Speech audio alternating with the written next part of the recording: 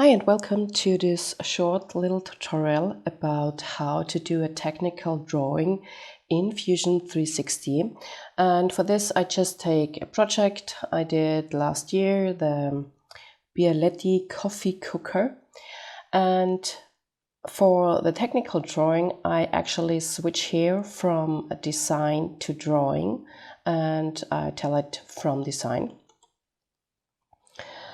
And here it asks me if I want to do the full assembly, or that means the whole, all the parts, or just selected parts. And I will do here separate parts in separate drawings.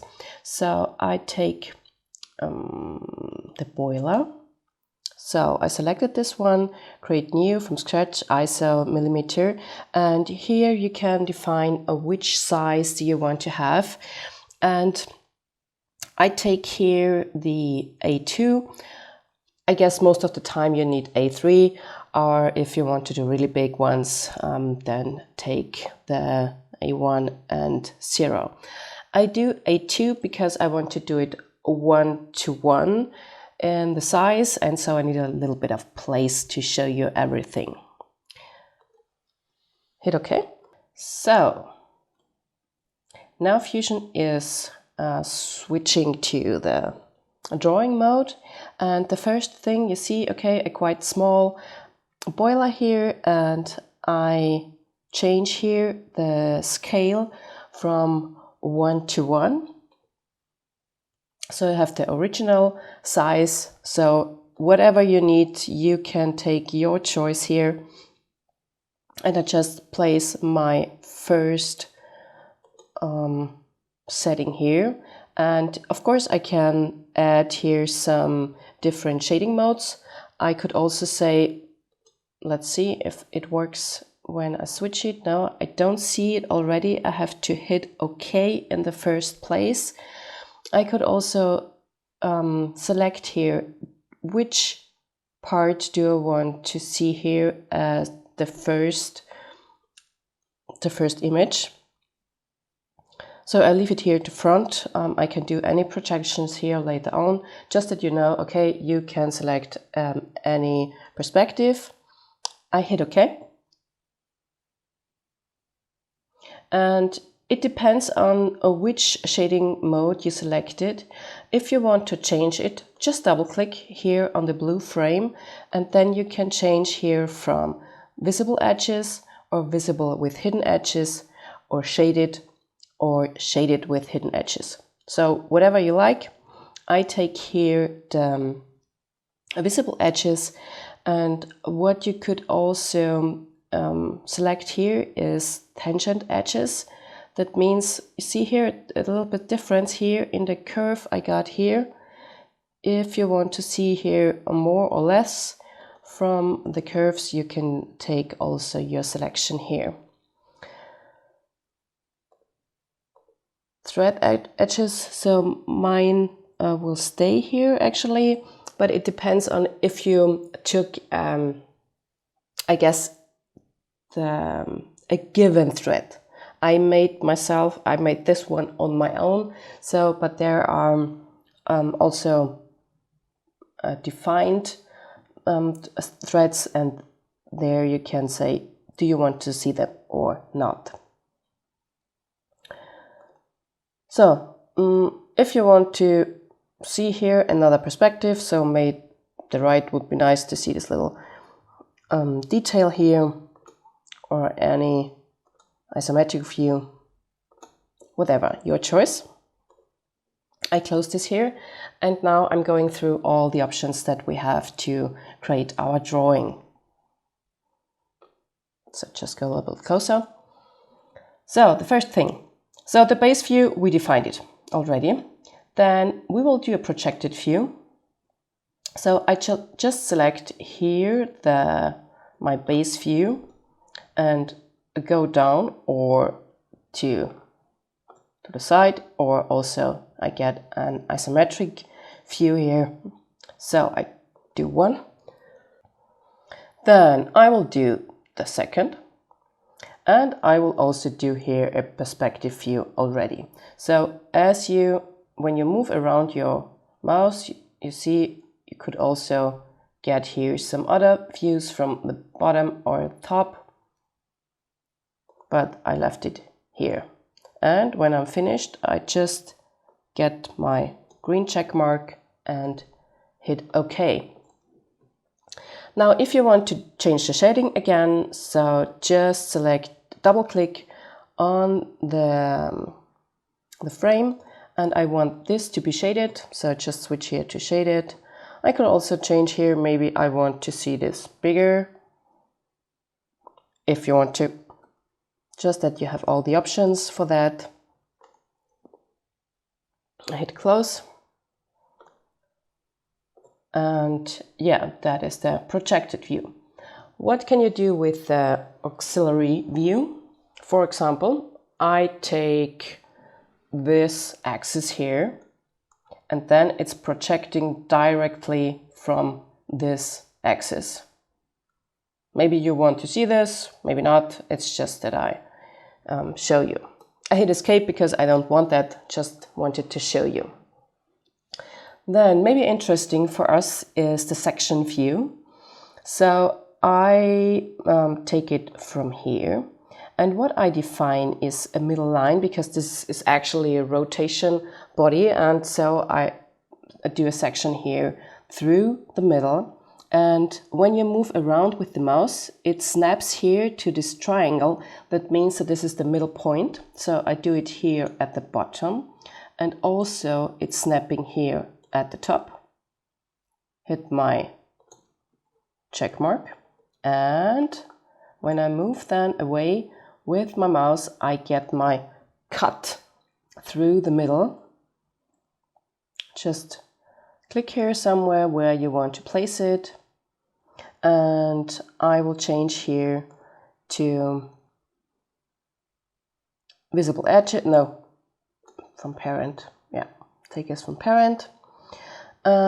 You can define also if it is just a slice, or if you need a special distance, you can also add this here, but I take my full cut through the object, hit OK, and now you see my perfectly sliced view here. Then what could I also do? I will check a detailed view. For example, if I click here somewhere and define a circle, also click again, then I can have this here as a detail. Okay, it doesn't look good. Actually, maybe I don't take it from the shaded view. I try again here. For example, this one. Yeah, looks a little bit better. So if you want to get some of the details on your drawing, then just use the detailed view. Hit OK.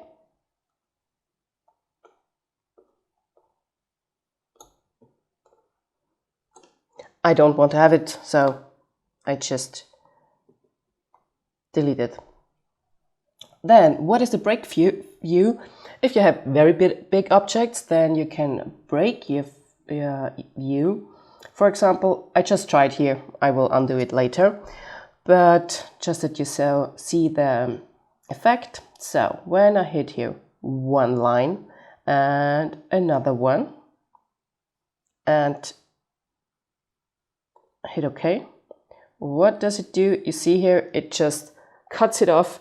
It's not useful for our drawing, but if you have big objects and you want to break it here in drawing, then you can use this view. Then the next useful stuff here is actually when you want to modify or move something. So just grab your parts and switch here to transform. So everything, all the projections are moving with it.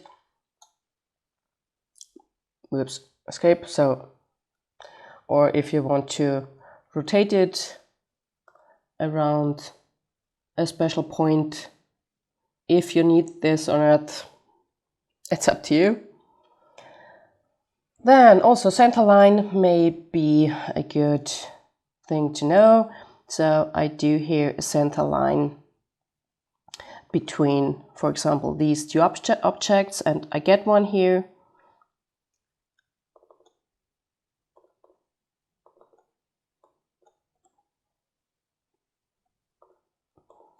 But I don't see it. And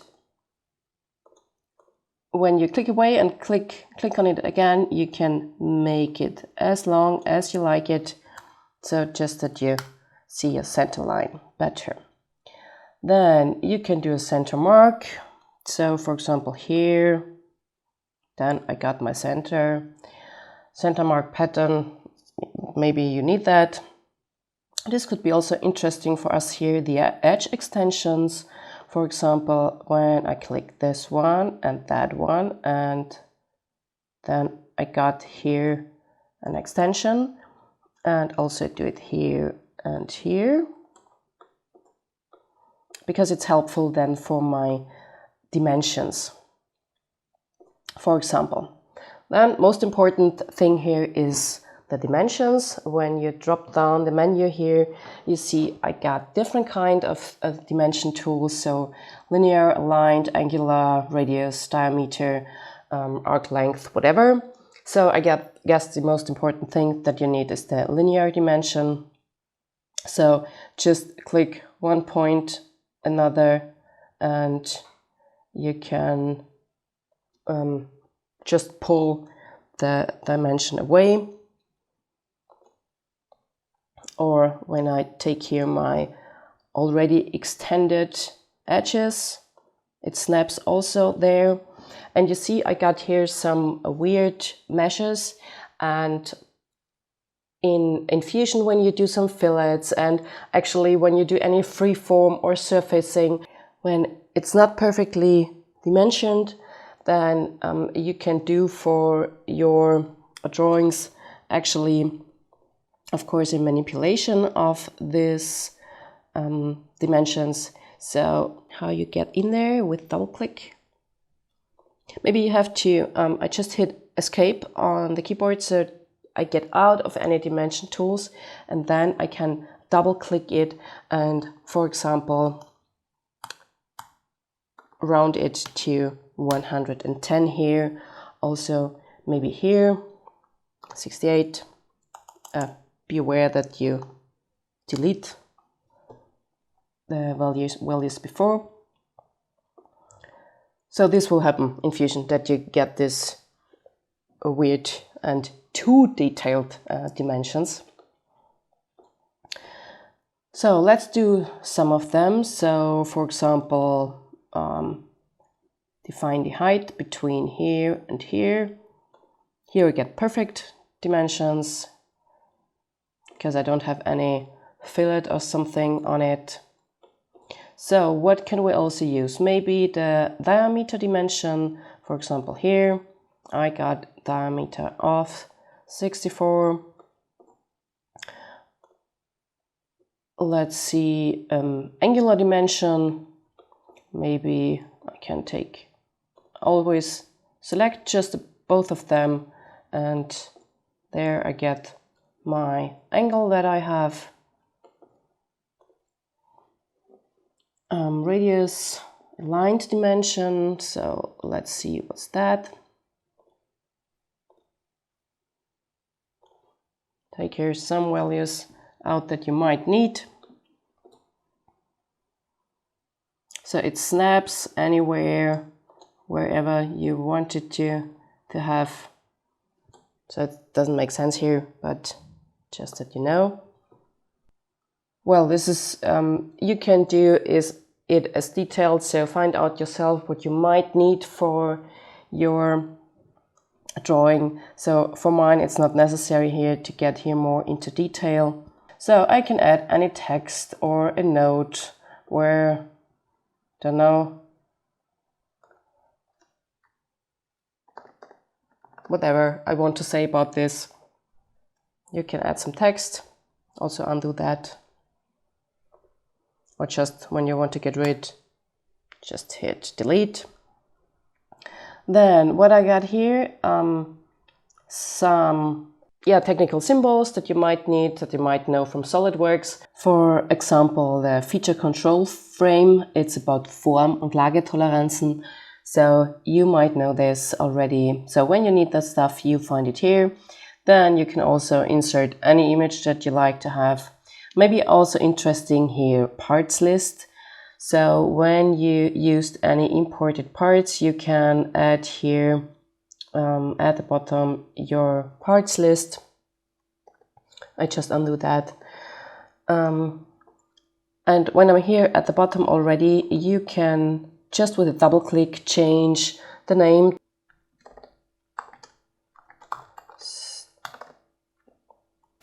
Pellet boiler, hit enter. So change whatever you need to change and say finish properties.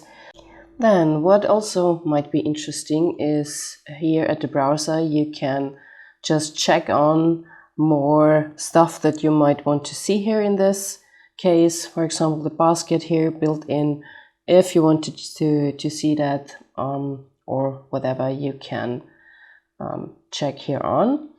And okay, so this would be too much, just deselect it again.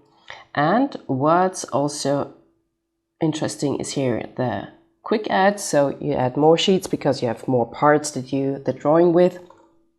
So quick add, I get a new page and I restart here with base view. So I get here my whole collection chamber or my whole Bialetti. I just hit OK. I get here all my stuff again. Maybe now I just do only the top part or which things I ever want to do in the second drawing. So do just one by one.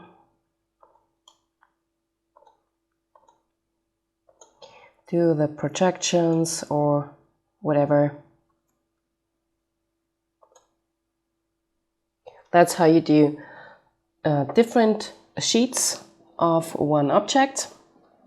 And then when you're finished with all your parts and dimensions and whatever you want to do, then go here to export. Then you can say, okay, all sheets or just current sheet or selected, whatever.